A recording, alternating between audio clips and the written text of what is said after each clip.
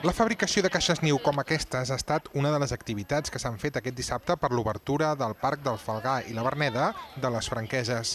Després de molts mesos d'obres, el que havia estat una gravera s'ha convertit en un parc que combina els espais per a l'oci sostenible i l'esport amb l'observació d'aus i l'estudi de la natura. El 85% del territori és agrícola i forestal, però aquí en recuperem un de molt important. Aquí darrere meu hi havia una gravera, o sigui, aquí hi havia una activitat econòmica. Hem transformat aquesta activitat econòmica en un parc natural dins de xarxa Natura 2000, obert a la ciutadania. Però a l'hora de tornar a donar vida a un espai que era totalment degradat, a l'hora de donar vida natura, també volem donar vida social. Ha de ser un lloc on ara es pugui recuperar i que es pugui interaccionar ben bé el que és la natura amb el nostre gaudi. L'aigua hi té un protagonisme destacat, amb 3 llacs i aigua filtrada de forma natural fins al congost. Veiem que es fa realitat allò que diem que l'aigua és vida.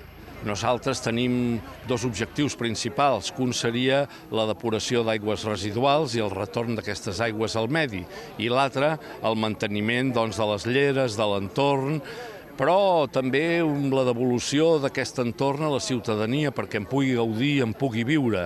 Aleshores, en aquest cas i en aquest moment, les Franqueses dona una lliçó amb aquest aspecte, les Franqueses del Vallès, inaugurant, posant en servei aquest parc del Falgar. Les activitats esportives, els tallers familiars, les visites guiades per interpretar l'entorn i el trenet que ha voltat per tot l'espai han permès que la ciutadania s'hagi fet una idea d'aquest nou entorn. M'ha agradat pintar els troncs perquè m'agrada pintar. A mi m'ha agradat el de cuina perquè els pinxos m'ha agradat molt. A mi m'agrada més el de muntar això que muntar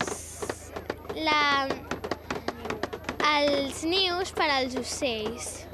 El Parc del Falgar i de la Verneda té una superfície total de 171.200 metres quadrats, dividits en 5 espais que van ser definits a través d'un procés participatiu.